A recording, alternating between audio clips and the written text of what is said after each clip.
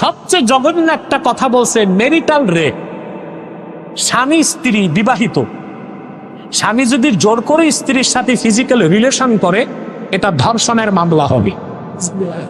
চিন্তা করেন, ঘরে ঘরে আগুন লাগানোর ব্যবস্থা করছে। এখন মহিলা রাজি ছিল কি ছিল না, এটার প্রমাণ হবে কি দিয়া? হেফাজত ইসলামের মঞ্চে কিছু আলেম রাগান্বিত হয়ে নারী কমিশনের মহিলাদেরকে বেশ্যা বলছে।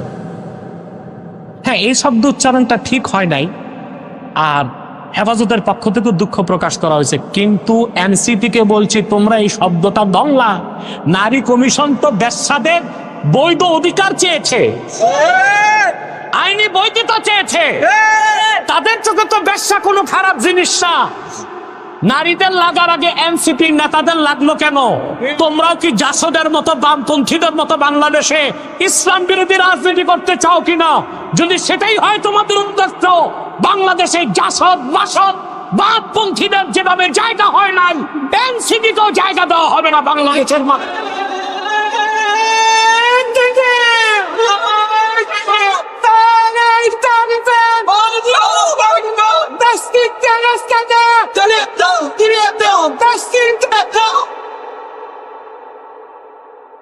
প্রতিবেদনে বলা হয়েছে, যারা বেশ্যা তাদেরকে বেশ্যা বলা যাবে না, শ্রমিক বলতে হবে,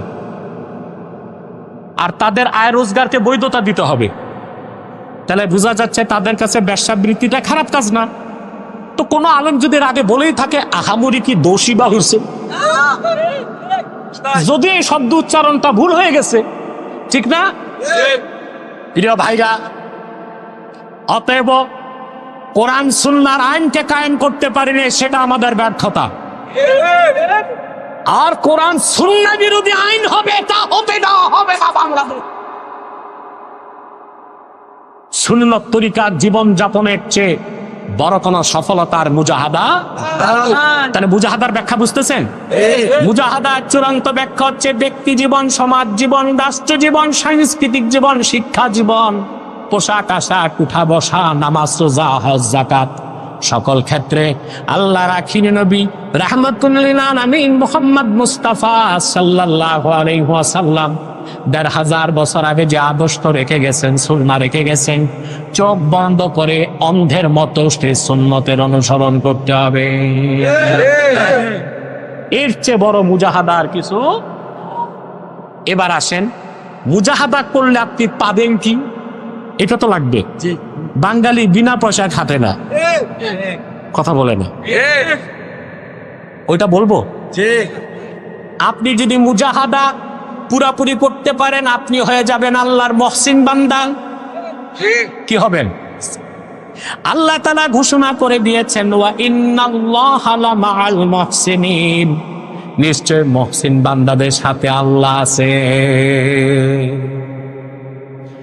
ব্যক্তি যখন ঈমান আনে তার নাম মুমিন। কি নাম? সে যখন শরীয়ত মানে সে মুসলিম।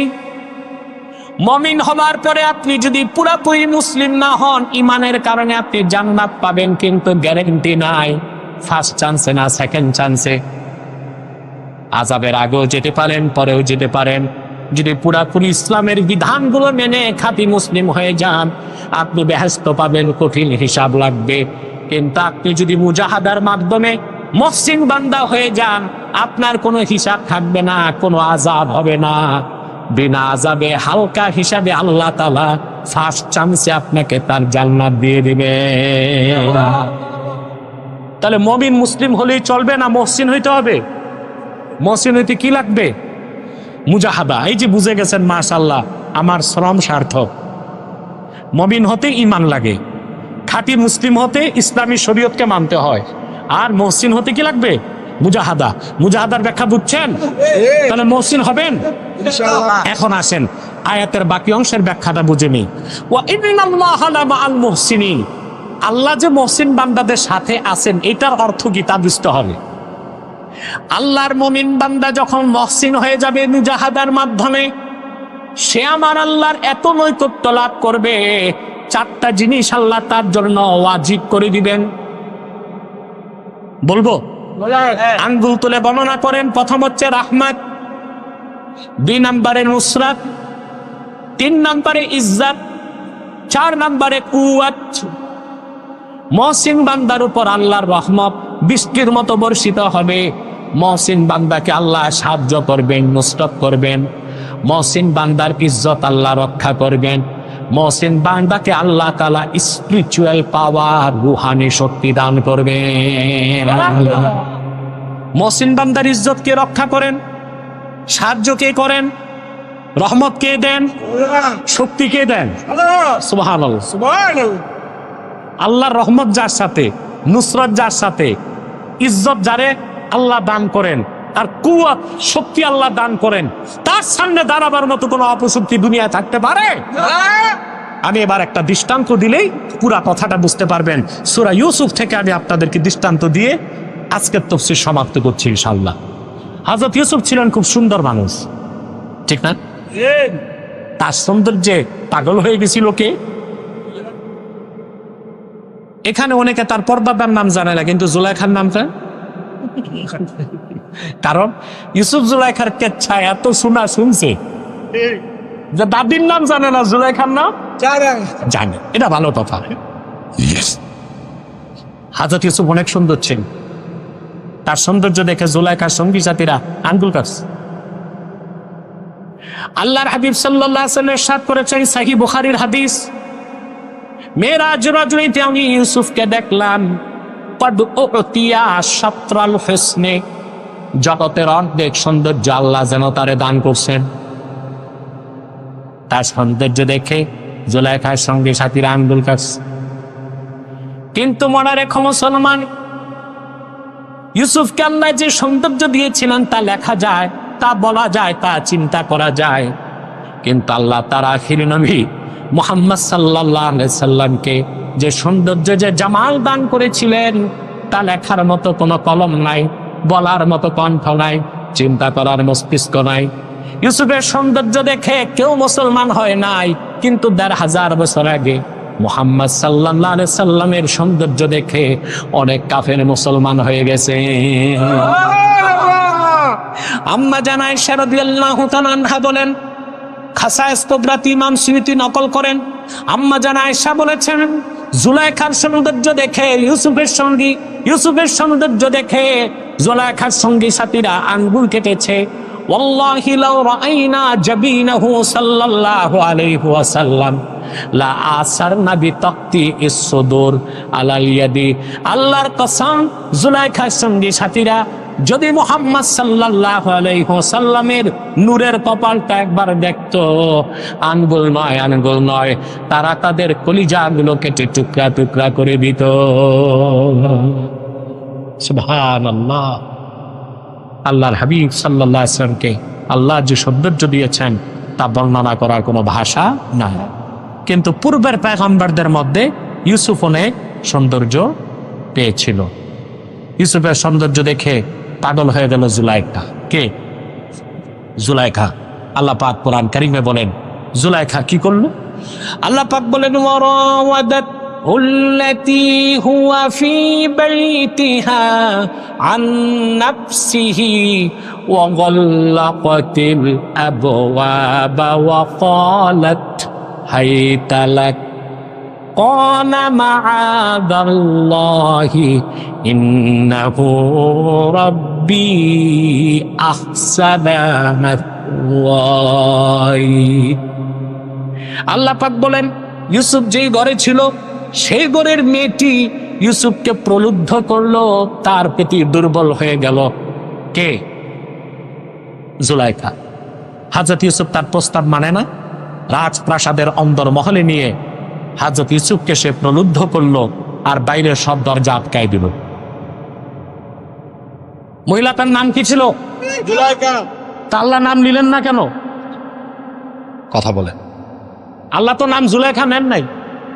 আল্লাহ বলেছেন, ওয়ারাওয়াদাতুল্লাতী হুয়া ফি বাইতিহা। ইউসুফ যেই ঘরে ছিল সেই ঘরের মেয়েটি তার প্রতি প্রলুব্ধ হলো, তারে আকর্ষণ করলো। তার নামটা কি ছিল? কেন নাম দিলেন না কেন আল্লাহ তাআলা? আল্লাহ তাআলা আসিয়া মুমিনা ছিল, তার নাম নেন নাই, বলেছেন ইমরাতু ফিরাউন। আসিয়ার নামটা কেন? আল্লাহ চান মহিলাদের নাম গোপন থাক। আর আপনারা নারী নেতৃত্ব কায়েম করতে করতে এমন অবস্থায় গেছেন, এখন তো শুনতেছি 100 আসন মহিলাদেরকে সংরক্ষিত দিতে হবে। কত মিয়া, দেশ স্বাধীন হয়েছে 53 বছর, 27 বছরই আপনারা নারী নেতৃত্বে ছিলেন, কিন্তু নারীর ক্ষমতায়ন করতে করতে করতে করতে এখন গেছে কই? বাংলাদেশে দেখা যায় চেয়ারম্যান মেম্বারিতে মহিলারা দাঁড়াচ্ছে, যেখানে নাম গোপন করার কথা, হ্যাঁ, ওখানে কি করে মহিলাদের পোস্টার বের হয়, বিশাল পোস্টার, লিপস্টিক লাগায়া নাম লিখে দিয়েছে কুতকুতি বেগমকে কুত্তা মার্কায় ভোট দিন। এটা কি হইল না? কথা বলেন, এটা কি মহিলার কাজ? ইউনিয়ন পরিষদে যাওয়া মহিলার কাজ? আরে ভাই, মহিলাদের কাজ আছে। বিশ্ববিদ্যালয়ের প্রফেসর বানান, বিমান চালাতে বসায় দেন বোরখা পরায়, সমস্যা নেই। যুদ্ধের ময়দানে আহতদের সেবা করতে পাঠান। মহিলাদেরকে সম্মানজনক কাজ দিবেন। চেয়ারম্যান মেম্বারের কাজ হচ্ছে রাত 12টা, 1টা, 2টা বাজে। এগুলো কি মহিলা পারবে? কথা বলেন। আমি পত্রিকায় দেখছিলাম, বলতে লজ্জা পাও, না বলে পারতেছি না। কুমিল্লায় এক মহিলা দাঁড়িয়েছে মেম্বারিতে, রাত 12টায় ফিরার পথে ইরি খেতে সঙ্গী সাথী যুবকরা তার সর্বনাশ। মানুষের কথা পাশের আগে বাস, এটা মহিলার কাজ না। এই কাজগুলো মহিলাদের। আপনারা একটা কথা পড়ছিলেন না স্কুলে, বনেরা বনে সুন্দর, শিশুরা মাতৃ ক্রোড়ে, পড়ছেন? একটা লাইন আমি যোগ করতে চাই, বনেরা বনে সুন্দর, শিশুরা মাতৃ ক্রোড়ে, সতী সাধ্বী নারীরা স্বামীর গৃহে। আল্লাহ তাআলা মহিলাদের নামটাও গোপন করতে চাইছে। অথবা মহিলাদের উলঙ্গ করে নারী ক্ষমতায়নের নামে পথে ঘাটে বের করে দেওয়া, এটা নারীদের সম্মান বাড়ায় না, নষ্ট করে। আল্লাহ পাক বলেন, ইউসুফ যে ঘরে ছিল সেই ঘরের মেয়েটি তার প্রতি আসক্ত হলো, তাকে প্রলুব্ধ করে বলল হাই তালাক। 7 কামরার ভিতরে সব দরজা তালা দিয়া মিশরের সবচেয়ে সুন্দরী মেয়েটি, হযরত ইউসুফের বয়স 40 হয় নাই, পোশাক খুলে বলতেছে আসো। হাই তালাক সুরিয়ানি ভাষা, আল্লাহ এটা আরবিতে কোরআনে নিয়েছেন, অর্থ তাল, আমার কাছে আসো। মুজাহাদা কি জিনিস নিয়ে শিখো কোরআন থেকে, আর মহসিন কিভাবে হতে হয়। হযরত ইউসুফ বললেন, قال معاذ الله إنه ربي أحسن مثواي। তিনি বললেন, জুলাইখা, তোমার এই কুপ্রস্তাব থেকে আমি মহান আল্লাহর কাছে পানাহ চাই। আমার মনিব আমাকে সুন্দর বসবাসের ব্যবস্থা করে দিয়েছেন। ইন্নাহু লা ইউফলিহুজ জালিমুন, জালেমরা কখনো সফলতা লাভ করতে পারে না।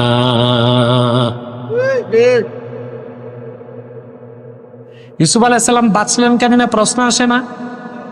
কথা বলে, বয়স 40 হয় নাই, মিশরের সবচেয়ে সুন্দরী মেয়েটি উন্মুক্ত বসনে তাকে ডাকতেছে আসো। 7 কামরার ভিতরে, 7 দরজায় তালা, কেউ দেখবে না। ইউসুফ আলাইহিস সালাম বাঁচছেন কার ভয়তে? লড়াই করছেন কিসের সাথে? এটা মুজাহাদা। এটা কি মুজাহাদা? ইউসুফ আলাইহিস সালাম বাঁচতে পারতেন না, জুলাইখার খপ্পরে পড়ে যেতেন। কেমনে বাঁচলেন? আল্লাহ বলে দিলেন, ওয়ালাকাদ হাম্মাত বিহি ওয়া হাম্মা বিহা লাওলা আররা বুরহানা রাব্বি কাযালিকা লিনাসরিফা আনহুস সুআ ওয়াল ফাহশা ইন্নাহু মিন ইবাদিনাল মুখলাসিন, আই ইন্নাহু মিন ইবাদিনাল মুহসিনিন। আল্লাহ রাব্বুল আলামিন বলেন, ইউসুফের সাথে মনের বাসনা পূরণ করার চূড়ান্ত ইচ্ছা জুলাইখা করেই ফেলল। পক্ষান্তরে ইউসুফ অনেকটা রাজি হয়ে গিয়েছিল। সে জুলাইখার প্রস্তাব মেনে সেই কুকাজে লিপ্ত হয়ে যেত যদি না সে তার রবের পক্ষ থেকে নিদর্শন না দেখত। তাহলে মহসিনকে কে বাঁচান? জোরে বলতো, কে বাঁচান? কি নিদর্শন দেখলেন? তাফসীর তাবারিতে এসছে 3টা মত পাওয়া যায়। হযরত ইউসুফ তিনি যখন অনেকটাই দুর্বল হয়ে গেলেন জুলাইখার প্রস্তাবে, সামনের দিকে তাকায় দেখেন জুলাইখা পাথরের তৈরি মূর্তির চেহারাটা ঢেকে দিছে। ইউসুফ জিজ্ঞেস করলেন, জুলাইখা পাথরের মূর্তির চেহারা কেন ঢাকলা? হযরত ইউসুফকে জুলাইখা জবাব দিল, আমি এটারে খোদা মনে করে ইবাদত করি, তার সামনে খারাপ কাজ করার শোভা পায় না, চোখটা ঢেকে দিলাম। হযরত ইউসুফ বললেন, রে জুলাইখা, তোমার কল্পিত হাতে বানানো খোদার চোখ ঢাকা যায়, কিন্তু আমার আল্লাহ রাব্বুল আলামিনের চোখ ঢাকার কোনো ব্যবস্থা নাই। দ্বিতীয় মত পাওয়া যায়, হযরত ইউসুফ ছিলেন মিশরে, তার বাবা ইয়াকুব ছিলেন কেনানি। কোথায়? ইউসুফ ছিলেন মিশরে, আর বাবা ইয়াকুব ছিলেন। বাবা জানে না ইউসুফ কই, বাবা জানে না, এটা জানতেন না। তিনি তো কানতে কানতে অন্ধ হয়ে গেছেন। হঠাৎ করে ইউসুফ নবী দেখলেন তার বাবা ইয়াকুব দাঁড়ায় আছেন, জিহ্বায় কামড় দিয়া তর্জনী আঙ্গুল তুলে বলতেছেন, রে ইউসুফ, জুলাইখার কুপ্রস্তাবে রাজি হইস না, আল্লাহর ভয় অন্তরে লালন করে পিছনে দৌড় দে। তরিকত তাসাউফের ভাষায় এটাকে বলা হয় ইস্তেমদাদে রুহানি। কি বলা হয়? ইস্তেমদাদে।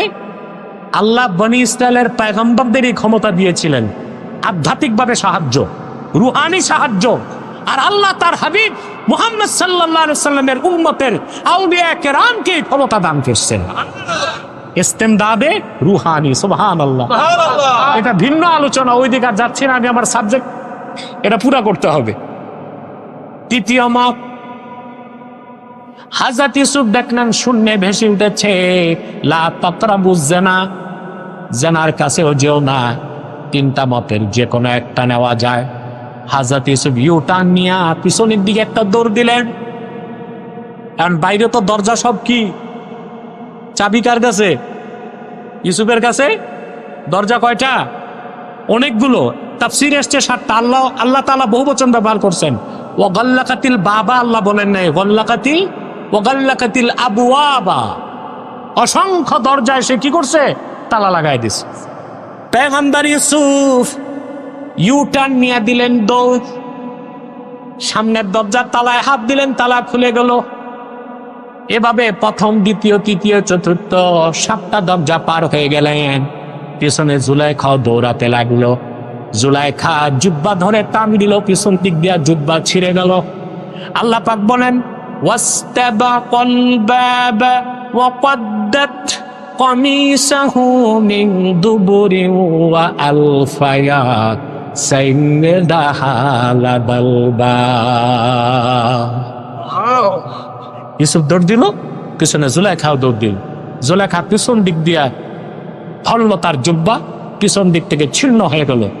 দুজনই বের হয়ে দেখেন দরজার সামনে জুলাইখার স্বামী মিশরের অর্থমন্ত্রী আজিজ মিশর দাঁড়ায় আছে। ধরা খাইছে কে? জুলাইখা। কে ধরা খাইছে? মহিলাদের চিরাচরিত অভ্যাস, সুর পাল্টাইতে দেরি। জুলাইখা দেখছে যে মহাবিপদ, আমার এই কুলো গেল, ওই কুলো গেল। এরকম বিপদে অনেক সময় প্রবাসীর স্ত্রীরা পড়ে।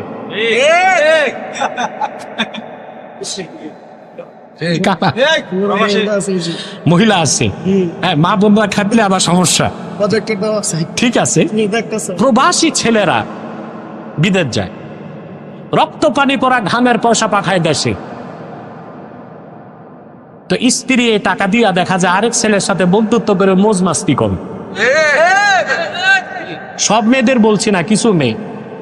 এর জন্য আবার ছেলের দোষ আছে। তোমার বিবাহিতা স্ত্রী থাকবে হয় তোমার মার কাছে, নয় তার মায়ের কাছে। এটার যদি কাজপুর ফ্ল্যাট ভাড়া দেয়,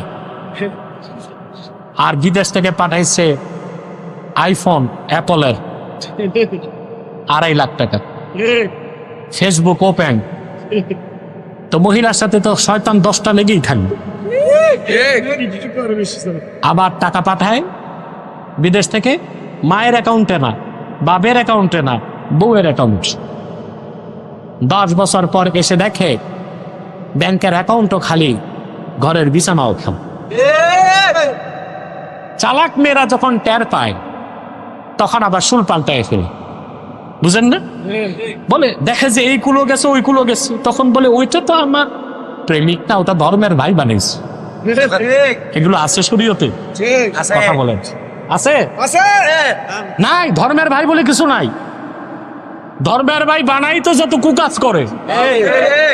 মা বোনদেরকে বলবো, স্বামীর প্রতি যত্নশীল হতে হবে। ছেলেটি হাড় ভাঙা পরিশ্রম করে বিদেশ থেকে টাকা পাঠায়, ওই একটা টাকাও না জায়েজ মতো তোমার খরচ করা জায়েজ নয়।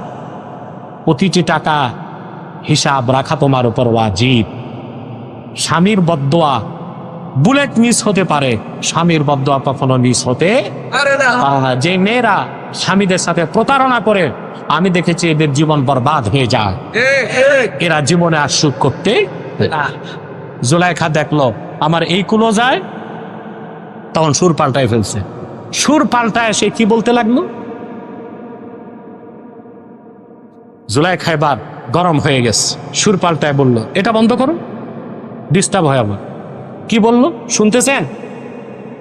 قالت ما جزاء من أراد بأهلك سوءا إلا أن يسجن أو عذاب أليم। আজিজে মেসেজ, আদর করে ছেলেটারে তুমি আমার বাড়িতে দিছো, যে লোকটা তোমার স্ত্রীর সাথে খারাপ কাজের ইচ্ছে করে তার কি শাস্তি হওয়া উচিত? তোমার ঘরে থেকে তারে তো হয় জেলখানায় দেওয়া দরকার, নতুবা কঠিন কোনো শাস্তি দেওয়া দরকার। সুর পাল্টায় ফেলছে। হযরত ইউসুফ বললেন قال هي راودتني عن نفسي وشهد شاهد من أهلها إن كان قميصه قد من قبل فصدقت وهو من الكاذبين। সেই ঘরে ছোট একটা বাচ্চা ছিল, 6 মাসের কম ছিল তার বয়স, জবান ফুটে নেই। হযরত ইউসুফের ইজ্জত রক্ষায় আল্লাহ ওই বাচ্চাটার জবান খুলে দিলেন। বাচ্চাটা সাক্ষ্য দিয়ে বলল আজিজে মিসর, যদি দেখো ইউসুফের জুব্বাটা সামনের দিক দিয়ে ছিন্ন হয়েছে, তাহলে জুলাইখা সত্যবাদী, ইউসুফ মিথ্যাবাদী। وَإِنْ كَانَ قَمِيصُهُ قُدَّ مِنْ دُبُرٍ فَكَذَبَتْ وَهُوَ مِنَ الصَّادِقِينَ। আর যদি দেখো ইউসুফের জুব্বাটা পিছন দিক দিয়ে ছিঁড়ছে, তাহলে জুলাইখা মিথ্যাবাদী, ইউসুফ সত্যবাদী। শুরু হয়ে গেল তল্লাশি, কোন দিক ছিঁড়ছে, সামনে না পিছে? আল্লাহ পাক বলেন فَلَمَّا رَأَى قَمِيصَهُ قُدَّ مِن دُبُرٍ قَالَ إِنَّهُ مِن كَيْدِكُمْ إِنَّ كَيْدَكُمْ عَظِيمٌ। তল্লাশি করে দেখা গেল ইউসুফের জুব্বা ছিঁড়ছে পিছন দিক থেকে। ধরা হলো কে? জুলাইখা। এবার আজিজে মিসর বললেন এসব তোমাদের চক্রান্ত, তোমাদের মেয়ে জাতিদের চক্রান্ত, অত্যন্ত মারাত্মক। সব যুগের মেয়েদের, মহিলাদের চক্রান্ত খুব খারাপ হয়, ঠিক না? আমি আর সেদিক যাচ্ছি না, আপনারা বুঝতে পারতেছেন আমি কি বলতে চাচ্ছি। রাতও হয়ে গেছে, সব সময়ের মহিলারা ক্রিটিক্যাল মাইন্ডের হয়। কি হয়? মারাত্মক হয়, বুঝতে পারছেন? এবার আজিজে মিসর বুঝে গেলেন কে অপরাধী। আজিজে মিসর বললেন ইউসুফ আ'রিদ আন হাযা ওয়াস্তাগফিরি বিযামবিক ইন্নাকি কুনতি মিনাল খাতিঈন। ইউসুফ তুমি নির্দোষ, নিষ্পাপ, তুমি তার দিক থেকে দৃষ্টি সরাও। জুলাইখা তুমি পাপী, তুমি অপরাধী, তুমি মহান রবের কাছে ক্ষমা চাও। তাহলে ভাইরা আমরা দেখতে পেলাম যদি কোনো ব্যক্তি মুজাহাদার মাধ্যমে চূড়ান্ত স্তর লাভ করে সে হয়ে যায় মহসিন, বান্দা যখন মহসিন হয়ে যায়, আল্লাহ সে বান্দাকে জান্নাতে যাবার জন্য যতটুকু সাহায্য করা দরকার করেন, আর জাহান্নামের সব কাজ থেকে আল্লাহ তারে রক্ষা করে। আল্লাহ রহমত বর্ষণ করেন মহসিনের উপর, তাকে কুওয়াত দেন, তাকে নুসরাত দেন এবং তাকে ইজ্জত দেন। আল্লাহ আমাদের সকলকে যেন মহসিন বান্দা বানায় দেন। والذين جاهدوا فينا لنهدينهم سبلنا وإن الله لمع المحسنين صدق الله العظيم وصدق رسوله النبي الكريم ونحن على ذلك من الشاهدين والشاكرين والحمد لله رب العالمين। আমি আর কষ্ট দিচ্ছি না আপনাদেরকে, কয়েকটা জরুরি কথা বলেই আমি বিদায় দিচ্ছি। অনেক রাত হয়েছে, অনেক কষ্ট করছেন আপনারা। এই বসো বসো বসো, এই মিয়া সাহেব দাঁড়াবেন না। অনেকে ভাবছে যে ওয়াজ হয়ে গেছে, এবার যাই, মুনাজাত লাগবে না, ওনারা আউলিয়া কেরাম। আমরা এখন মুনাজাত, সামনে বসে নিলাম সাহেব, একদম অধিক টাকায় হাত লেগে যাবে। প্রিয় ভাইরা, আমি আপনাদেরকে কয়েকটা কথা বলেই বিদায় করে দিচ্ছি। আপনারা খুব কষ্ট করেছেন, এখানে বিভিন্ন দল ও মতের লোক আছেন, আপনারা আছেন না। আমি আপনাদেরকে করজোর, একটু দূরে হাত লেগে যাবে, করজোর অনুরোধ করছি আপনাদের কাছে, দলীয় মতভেদ থাকতেই পারে, থাকুক। মাদ্রাসাগত একটা বাংলাদেশে বৈপরীত্য আছে, থাকুক। কেউ কওমি, কেউ আলিয়া, থাকুক। টুপি নিয়ে দ্বন্দ্ব আছে, কেউ গোল, কেউ লম্বা, কেউ পাঁচকল্লি, কেউ একটাও করলি, থাকুক। আমাদের সবচেয়ে বড় পরিচয় আমরা মুসলমান। করজোর অনুরোধ আপনাদের কাছে, আমরা প্রত্যেক মাসলাকের মুসলমান, তিনটি স্বার্থে এক হয়ে যাব। ইসলামের সুমহান স্বার্থ রক্ষায় আমরা ঐক্যবদ্ধ হব, মুসলমানদের মৌলিক দাবি আদায়ে আমরা এক হয়ে যাব, আর বাংলাদেশের স্বাধীনতা রক্ষায় আমরা এক হয়ে যাব। এই ক্ষেত্রে আমরা কে কোন মাসলাকের তা দেখব না। আমাদের এই তিনটি স্বার্থের বিরুদ্ধে বাংলাদেশে কাজ করছে তিনটে অমুসলিম সম্প্রদায়। তার মধ্যে সবচেয়ে জঘন্য হচ্ছে কুখ্যাত কাদিয়ানি সম্প্রদায়। নিঃসন্দেহে তারা কাফের এবং অমুসলিম। তাদেরকে যারা কাফের বলবে না, তারাও কাফের, কারণ তারা আল্লাহর আখিরি নবী নূর নবীজি আমার মুহাম্মদ সাল্লাল্লাহু আলাইহি সাল্লামকে আল্লাহর শেষ নবী হিসেবে বিশ্বাস করে না। চিল্লায় বলেন নাউজুবিল্লাহ। সেই জন্য তারা কি কাফের। তাদেরকে যারা কাফের বলবে না, তারা কি কাফের। মানুষকে ধোঁকা দিতে তারা মুসলমানদের মতো দাড়ি রাখে, টুপি লাগায়, নাম রাখে, তাই বলে কি তারা মুসলমান হবে? দাড়ি রাখলে কেউ যদি মুসলমান হতে পারত, তো রবীন্দ্রনাথ ঠাকুরের চেয়ে বড় মুসলমান কে হইতো? সে কি মুসলিম ছিল না অমুসলিম? টুপি লাগালে মুসলমান হওয়া যায়? ভারতের দিল্লি পার্লামেন্টে দেখবেন হিন্দু এমপিরাও টুপি লাগে, তাই বলে মুসলমান হবে? নাম রাখলে মুসলমান হওয়া যায়? এক শয়তান বোতলে পেশাব করে উপরে নাম লেখছে শরবত, ওটা কি শরবত হবে? ভিতরে কি? তদ্রুপ কাদিয়ালিরা কাফের। আব্দুল আউয়াল আব্দুল সামাদ, মোবাশ্বের আলী কবির চৌধুরী, শাহরিয়ার কবিরা নিঝুম মজুমদার, এসব নাম রাখার দ্বারা তারা মুসলমান হতে পারে। আমার ভাইরা, আমার বন্ধুরা, আমার আল্লাহ ও নূর নবীজি আমার মুহাম্মদ মুস্তাফা সাল্লাল্লাহু আলাইহি সাল্লামের ইসলাম ও কোরআনের হাজার হাজার হাজার বছর পরে বর্তমান ভারতের কুখ্যাত পাঞ্জাবের কুখ্যাত গুরুদাসপুরের কুখ্যাত কাদিয়ানে ইংরেজ আমলে এক শয়তান নিজের নবী দাবি করছে। চিল্লায় বলেন নাউজুবিল্লাহ। শয়তান তার নাম রেখেছিল তার বাপ মির্জা গোলাম আহমদ কাদিয়ানি। সাবধান, তাকে গোলাম আহমদ বলা যাবে না, কারণ গোলাম আহমদ অর্থ আহমদ এর গোলাম। কোন কাফের কোনোদিনও গোলাম আহমদ এর গোলাম হতে পারে না। আর কাদিয়ানের কাজ্জাব ছিল শেষ দরজার কুখ্যাত কাফের। সে গোলাম আহমদ এর গোলাম ছিল না, সে ছিল কুখ্যাত শয়তানের কুখ্যাত গোলাম। কাদিয়ানের কাজ্জাব মিথ্যানবতের দাবিদার মির্জা গোলাম শয়তান কাদিয়ানির উপর গজব এসেছে 1908 সালে। যখন গজব এসেছে, কাদিয়ানের কাজ্জাব মিথ্যানবতের দাবিদার ইংরেজদের পা চাটা গোলাম মির্জা গোলাম শয়তান কাদিয়ানি 1908 সালে ধ্বংস হয়ে কুখ্যাত জাহান্নামের কুখ্যাত কুকুরে পরিণত হয়েছে। তার অনুসারীরা ধ্বংস হয়েছে। বর্তমানে কিছু কাদিয়ানি বাংলাদেশে আছে। তাদের সবচেয়ে বেশি উৎপাত ব্রাহ্মণবাড়িয়ায় আর পঞ্চগড়ে। ইতিমধ্যেই তারা বাংলাদেশে 100 সেন্টার করে ফেলছে। তারা তাদের উপাসনালয়কে মসজিদ বলে। কত বড় ধোঁকাবাজ!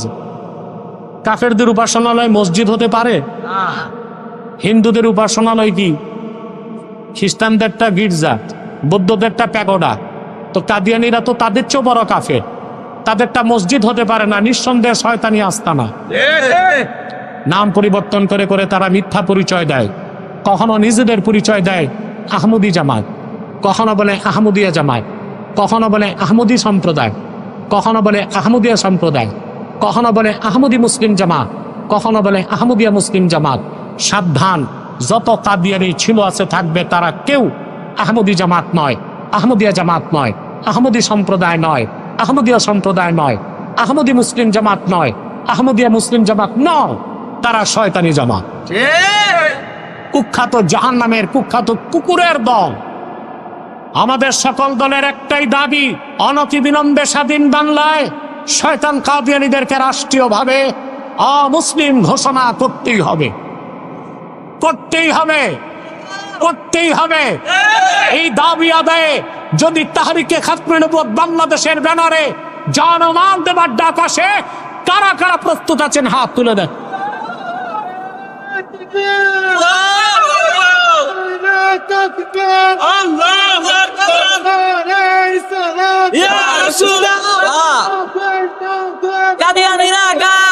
সম্মানিত সুধী,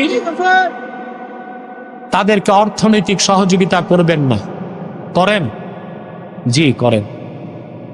প্রাণ কোম্পানির যত জিনিস তাদের, সেজান কোম্পানির জুস তাদের, আর FL এর পণ্যগুলো তাদের, প্রথম আলো, ডেইলি স্টার, কালের কণ্ঠে এগুলো তাদের।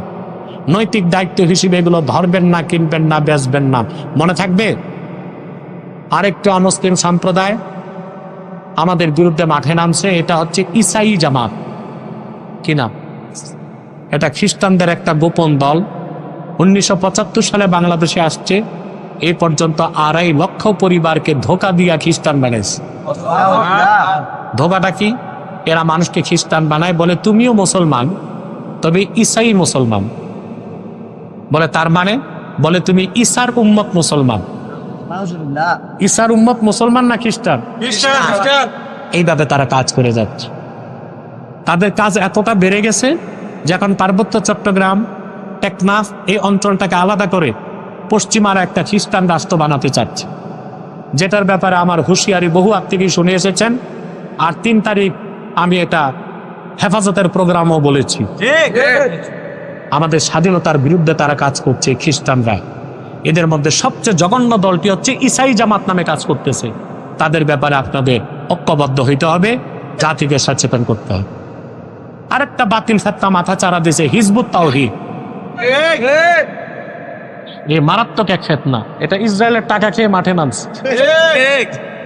এরা বলে নামাজ হচ্ছে ব্যায়াম, অজু থাকলেও নামাজ হবে, অজু ছাড়াও নামাজ। কিতাব বলে না, বলে কেতাব। ইসলাম বলে না, বলে ইসলাম। ইমাম বলে না, বলে এমাম।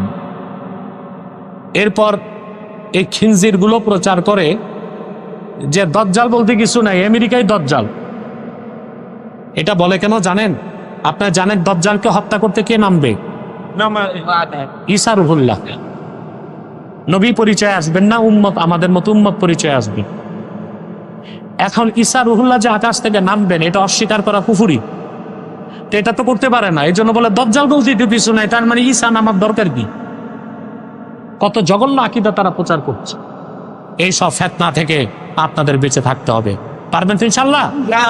আল্লাহ আমাদেরকে তৌফিক দান করুন। আসুন মুনাজাত করি, 11 বার ইস্তেগফার করুন, সূরা ফাতিহা করুন একবার, সূরা ইখলাস করুন 3 বার। রাখাইন যুদ্ধ নিয়ে যে করিডোর দিছে, এটা নিয়ে আপনার মতামত কি? মূলত করিডোর 3 প্রকার। কয় প্রকার? একটা বাণিজ্যিক করিডোর, আরেকটা সামরিক করিডোর, আরেকটা মানবিক করিডোর। কাছে খাদ্য রসদ যাবে এখান থেকে, বুঝেন না? এমনও হতে পারে তারা আহত হলে এখানে এসে আশ্রয় নিবে, ট্রিটমেন্ট হবে। এখন জান্তা সরকার বার্মা আর্মি যখন দেখবে যে আমার শত্রুদেরকে বাংলাদেশ মানবিক করিডোর দিয়ে সাহায্য করতেছে, তখন পাল্টা হামলা কোথায় করবে? তারাই বাংলাদেশকে বসে থাকবে না, পাল্টা হামলা করবে। তখন যুদ্ধ হতে পারে বাংলাদেশ আর বার্মার মধ্যে। তখন বাংলাদেশের পক্ষ নেবে আমেরিকা, আর বার্মার পক্ষ নেবে রাশিয়া এবং চায়না। এই পরাশক্তিগুলোর যুদ্ধ চলবে। প্রক্সি থাকবে বাংলাদেশ আর প্রক্সি থাকবে বার্মা। পাতা পুতার দলায় একদম মেসাকার। তারপর শান্তি প্রতিষ্ঠান নামে আমেরিকা এসে ঘাঁটি গাড়বে। তারপর বাংলাদেশের একটা অংশ আলাদা করে খ্রিস্টান স্টেট বানায় দিই, দেশের অস্তিত্বই থাকবে না। অতএব যত রাজনৈতিক দল আছে, অরাজনৈতিক দল আছে, তাহরিকে খাতমে নবুয়ত বাংলাদেশ, হেফাজতে ইসলাম বাংলাদেশ, জামাত, খেলাফত, মজলিস, বিএনপি, এনসিপি, ইসলামপন্থী ও ডানপন্থী সমস্ত রাজনৈতিক দলকে এক প্ল্যাটফর্মে আসতে হবে, দেশ বিরোধী চক্রান্তকে নস্যাৎ করে দিবে।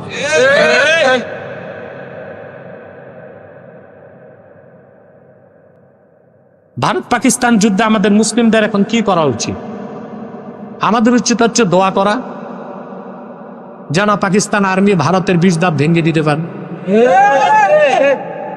আর ভারত তো সবসময় আমাদের সাথে দুশ্মনী করে এসেছে, ঠিক না? আর ভারতের মুসলমানদের উপর চরম নির্যাতন হচ্ছে। আমরা চাই ভারত কয়েক টুকরায় বিভক্ত হোক, আর ভারতের একটা বিরাট অংশ মুসলমানদের রাজত্ব কায়েম হোক। এটার জন্য নৈতিক, আর্থিক যত টেকনিক্যাল সাপোর্ট আছে বাংলাদেশের দেওয়া উচিত। এই যুদ্ধকে কি গাজওয়াতুল হিন্দ হিসেবে বলা যায়? না, এটাকে নিশ্চিত গাজওয়াতুল হিন্দ বলা যাবে না।